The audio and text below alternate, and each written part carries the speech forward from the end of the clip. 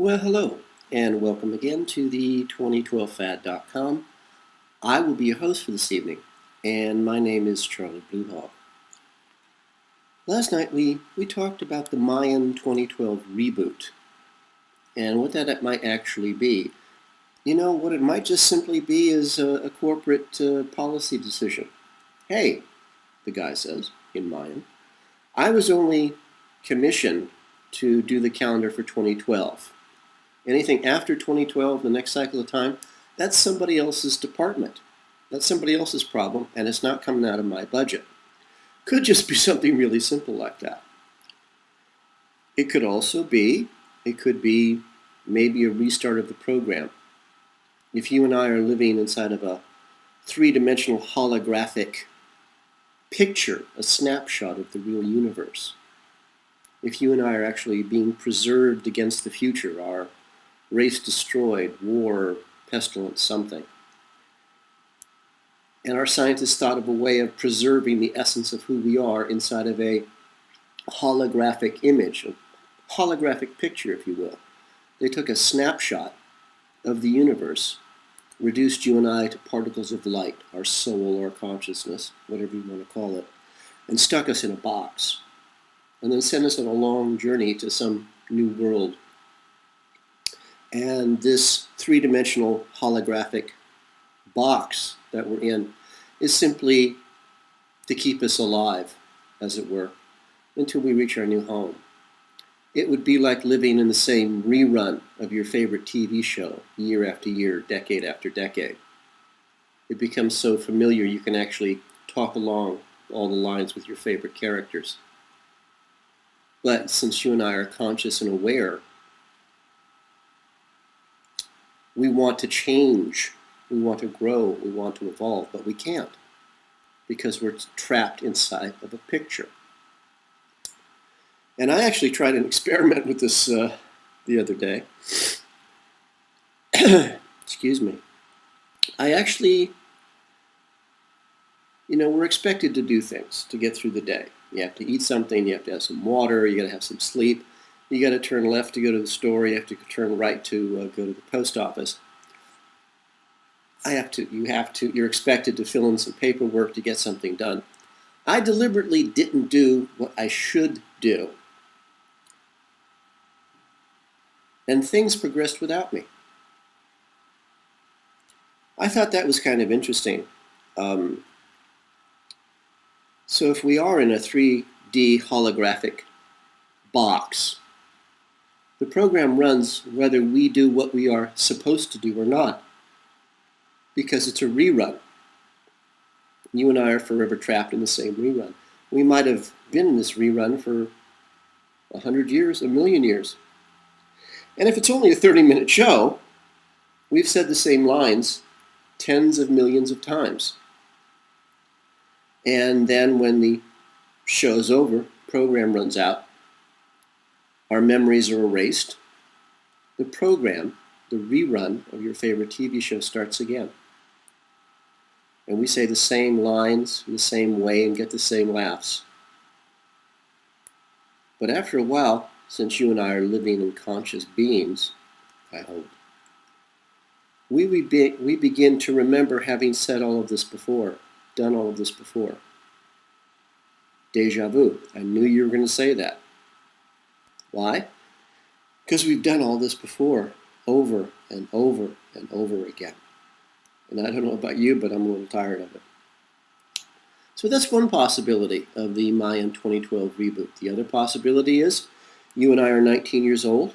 Our parents have spent a lot of money to get us the best education possible. So we go to university. It's a Friday afternoon. We lie down on a couch. We're plugged into a learning computer, an interactive virtual reality, where we go and we live an entire lifetime. You and I are studying North American history with a minor in American English. And we live an entire lifetime, 90 years, in a couple of hours. We're born, we live, we die. And during that time inside of this interactive virtual reality learning program, educational program, we've lived an entire lifetime. So maybe the 2012 reboot for us is, well, we have to be graded on how well we've done up until this point. Where this is just lesson 1. Lesson 2 starts in 2013. We don't know what it is because the computer hasn't finished grading us yet and hasn't decided what the program's going to be in 2013. It's basing the future on our actions now. We're not judged by what's done to us. We're judged on how we react to what is done to us. That might be the 2012 reboot right there. Or this might actually be the real world, the real universe. And the Mayans didn't know what was coming after 2012 because that's the next cycle of time beginning. And if this is the real universe, you and I create it with our thoughts, with our actions, with our words. So there's actually no way of telling what's going to happen in the next cycle of time because the universe hasn't built it yet, because you and I are still creating it. It's still waiting to be born. And so tonight I thought we would chat about the smell of poison, and this is real significant actually for me at the moment because I have my regular news sources, which frankly I try to ignore, as I always do. But, if I notice it, it must be really, really blatant. I mean, it must be so painfully obvious because I honestly, and I'm not trying to put on a show for you, I'm honestly so darn slow that, unless you hit me in the face with a shovel a few times, I just won't even know you're there. I mean, that's how dense I am. But for the love of God, if I can notice it, it must be amazingly obvious. So why don't you?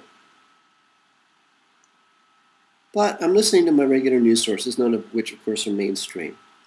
And I have found in the past that the best way to gauge whether a story is true or not is to get 3 or 4 or 5 different opinions on that subject from people who hate each other's guts, who, if they were in the same room, would rip each other's heads off. This is also, it's a good way of getting information, but it's also our greatest weakness. It's our master's greatest strength. Because no matter how much they hate each other, and they really do, they all tend to work together for a common goal. You and I, the 2% solution, because let's be honest, 98% of us are cattle. Can't be reached, can't be helped, that's just the way it is. So at least 2%, the 2% solution, you and me. And yet, we don't seem to be able to accomplish anything, either because of ego or cowardice or stupidity or selfishness. You and I, we can't seem to work together to solve anything. And frankly, the solution to this problem of our masters is so very simple. You put con men in jail. You put thieves in prison. And that's all our masters are. They're con men. In the bigger picture, they're parasites and they're soulless and they worship Satan. Forget all about that. Those are words we shouldn't use. The words we should use are con man, thief, racketeer, gangster, mobster. How hard is it to arrest the guy who robbed you? I don't know. But for some reason, the 2% solution, you and me, supposedly the thinking part of the human condition, we're all ego and arrogance and weakness and fear. We're not going to win because we can't put the bad guy in jail. I smell poison. The smell of poison is just so obvious. I don't know why we just can't see it. For example, and this makes me sick to my stomach as I was reading various reports last night.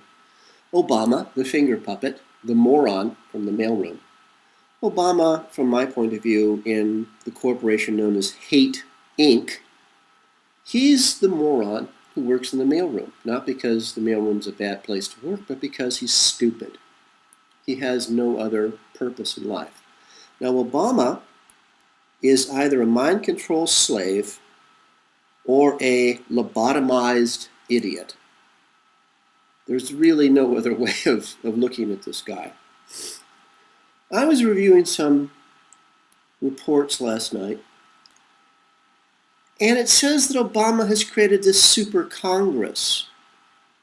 It's also called the Council of 13.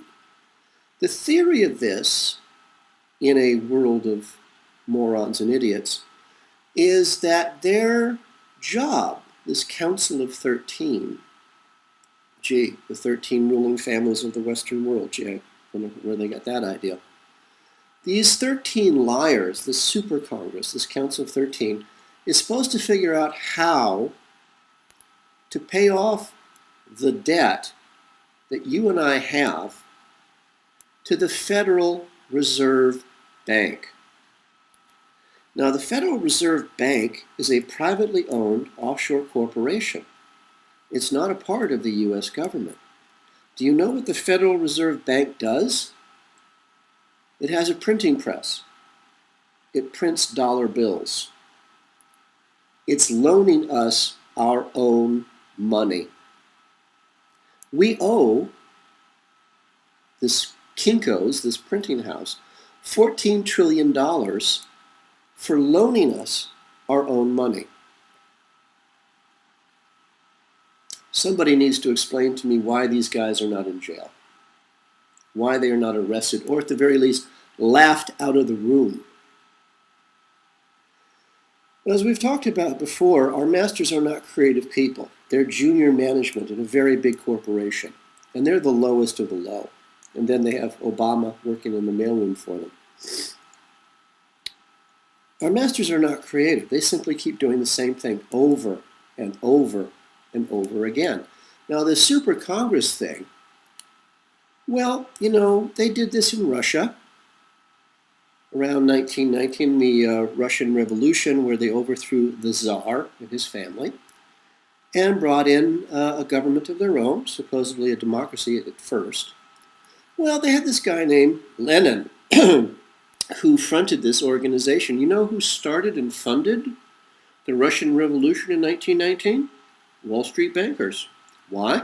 Because this guy, Lenin, was working in Wall Street in New York at the time of the revolution. The New York bankers gave him money, shipped him back to Russia, and he became the head of something called the Politburo. So all of a sudden, this democratic revolution became the Communist Party, and Russia became the Union of Soviet Socialist Republics. So the Politburo was a small core of guys, Vladimir Lenin, Trotsky, Stalin. You know any of these names from history? Probably not, because you're American. You have no knowledge of history. You might look them up. Politburo, Politburu,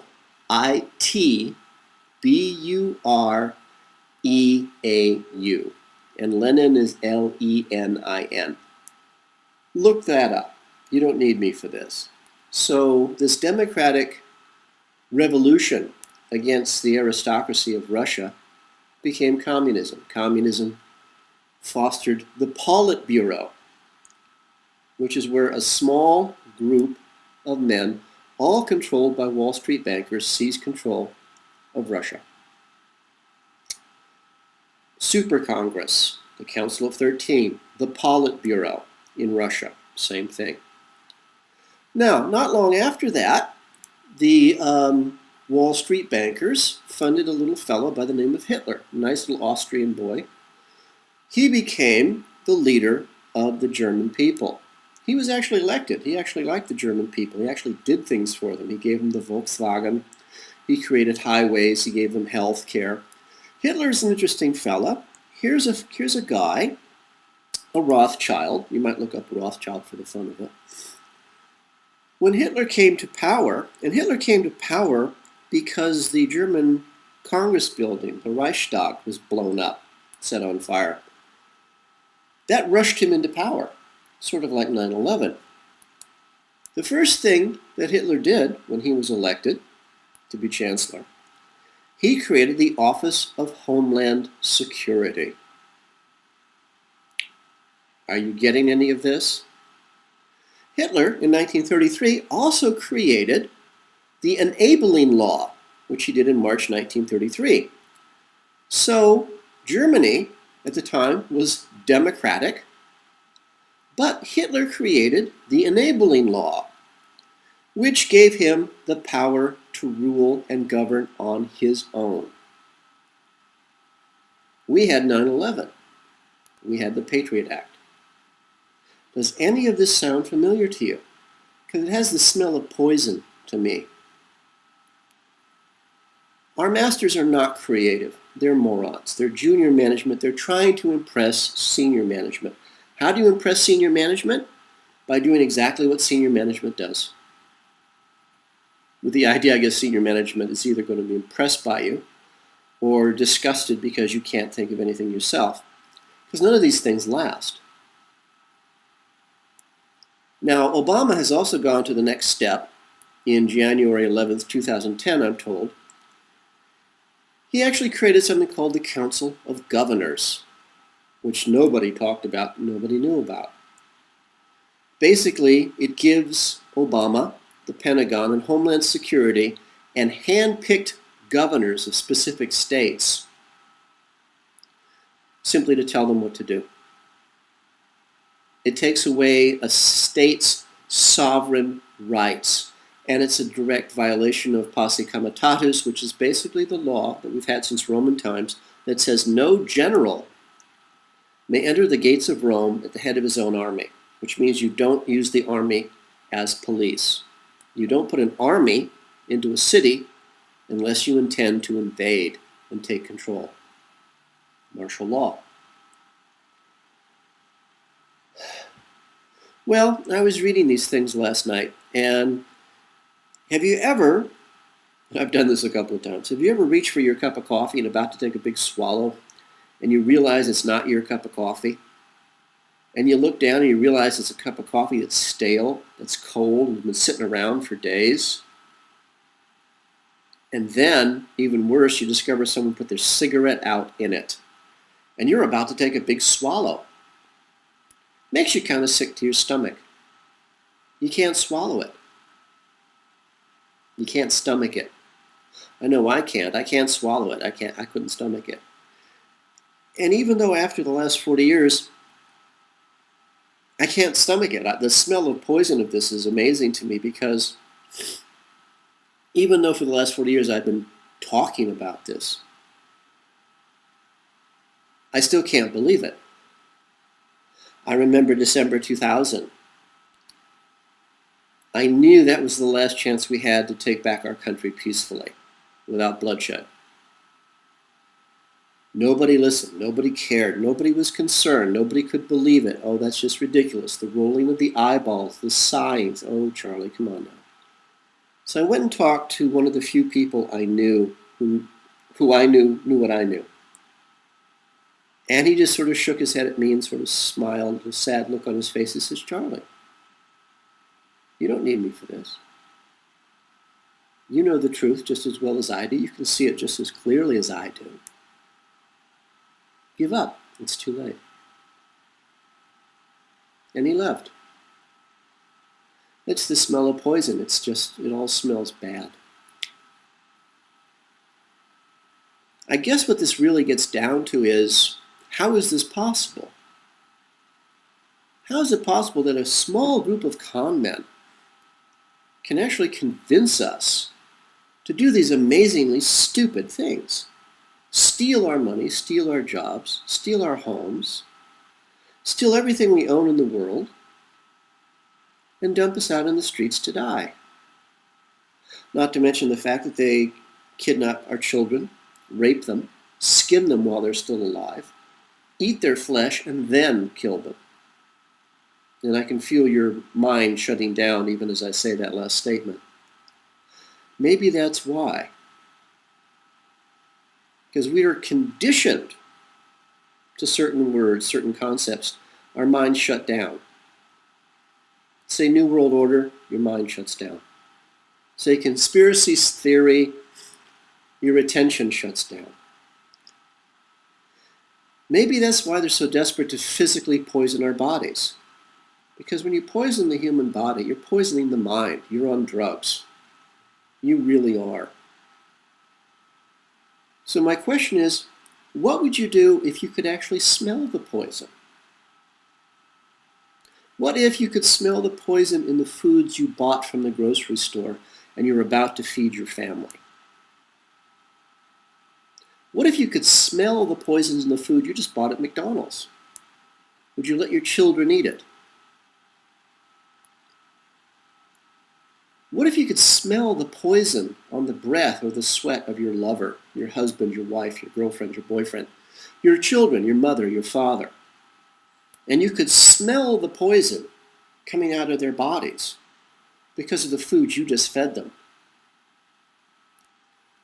Would you do anything?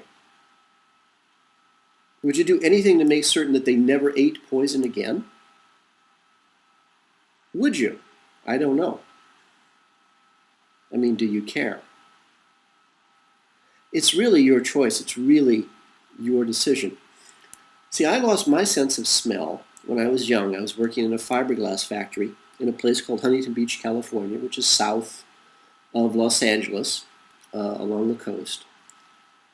And fiberglass, for your surfboard, your boat, whatever, fiberglass is actually very, very small, minute particles of a plastic, and is bound together with resin. And you get that stuff into your mouth or your nose, you lose your sense of smell, you lose your sense of taste. And I simply took it for granted that I would never be able to smell anything again, or really taste anything again. What I discovered years later is that by not eating poison, not eating the food at the grocery store. Well, I'll take that back. What I discovered was, as I added organic food to my diet, and I was still eating at McDonald's, and I was still going not too often to the main grocery store for my favorite things. But I discovered as I added organic food to my diet, and I added silver, what they call colloidal silver, to my diet, my body began to have a chance to recover. Even though I still was eating at McDonald's and still poisoning it, I wasn't eating poison all the time. I was actually eating some organic food, which gave my body a chance to begin to heal itself. And as time progressed, I could begin to taste and smell what foods really tasted and smelled like. So I couldn't actually even go into a regular grocery store anymore because the smell was so foul to me that just walking into the door of a regular market made me sick. So organic food gave my body a chance to eliminate enough poisons where I could actually have a sense of smell again and a sense of taste. And I think it's one of the many reasons I liked McDonald's food so much. McDonald's food was the only food that I could actually taste, that actually had any taste at all to me. Plus, it was inexpensive, it was easy to get, it was on my way to work, on my way home, there was nothing for lunch, it was convenient. But I could actually taste McDonald's foods. Organic foods I couldn't taste. It was just filler to me. It was just something to eat. So how is that possible? Natural food, real food, had no taste to me at all. No smell, nothing. But McDonald's food had a taste. I could very clearly taste and smell the food from McDonald's. And yet I couldn't smell anything else. I couldn't taste anything else. How is that possible? It's because McDonald's food gets their taste, their smell, from petroleum-based chemicals. McDonald's food is plastic. It gets its taste and its smell from petroleum-based chemicals. The same as the fiberglass that I breathed as a child. All oil products. Must have some connection between the oil product fiberglass and the oil product, the aromas and the tastes in McDonald's food. Oil knows oil. I have no idea. So now let's say you can smell what foods smell like, taste like. You can now smell what cigarettes smell like and taste like. You can smell and taste what Coca-Cola really tastes like. It's poison, the smell of poison. Would you eat it? Would you drink it? Would you stand by and let your family, your children, drink Coca-Cola if you knew what Coca-Cola really tasted like? If you could feel Coca-Cola burning a hole in your stomach, would you let your children drink it? To me, aspartame, for example, artificial sweeteners, even before I started working in fiberglass, even when I was a very, very small child, I could actually smell from a distance what aspartame smelled like, really. It smelled like battery acid. As when I was young, I worked on cars. So I was intimately familiar with all types of petroleum products, from oil to gasoline, plastic, because it was in my nose all the time because I was lying under the car covered in grease and little filings and metal. But aspartame from the very first day smelled like battery acid to me. I didn't understand it at the time. I just knew I wasn't going to touch it. But it's petroleum-based products. The drugs that the doctor tries to give you, all based on petroleum. They're all oil-based products. Did you know that the furniture, the walls, the lights, the desk, your computer, the carpet in your office, in a big office building, it's all made from oil? The smell of poison. Did you know that when plastic gets warm, your chair, your computer, the carpet, the drapes in your office, in your home, plastic made from oil releases a gas, a poison gas. It's called off-gassing. And plastic does this when it gets warm. Good way to try this out for yourself. Go into your office in the industrial park where you work. Go in on the weekend when the air conditioning is turned off, especially in the summer.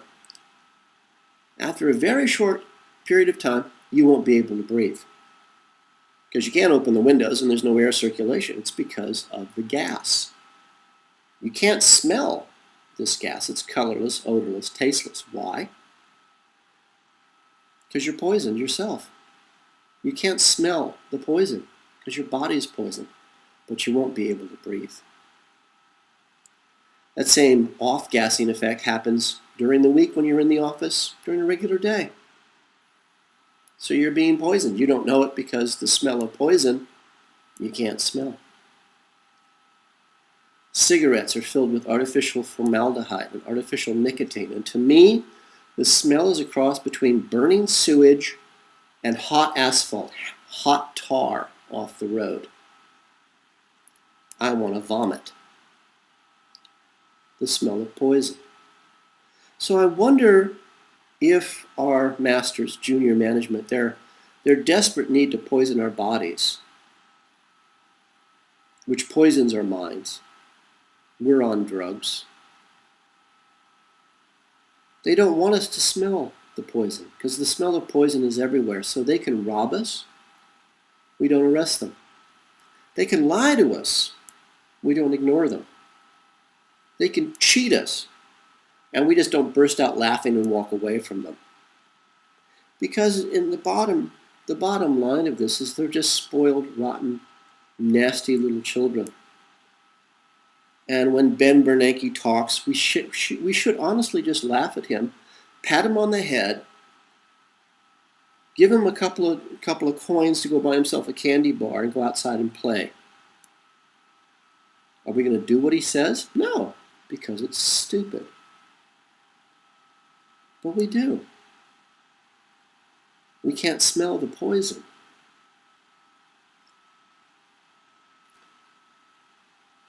Nothing ever ends. Everything changes. So this isn't the end of the United States. It's not the end of us. It's just going to change. But wouldn't it be nice if it changed for something worth living for? The ancient Celts had a saying, a prayer, a hope, a blessing for friends or for beloved strangers. And I'll share it with you. Because every day I understand it a little bit more. Because every day I become a little bit more of who I am, whoever that is. May you live as long as you wish. May you love as long as you live. For the 2012fad.com, this is Charlie Bluehawk.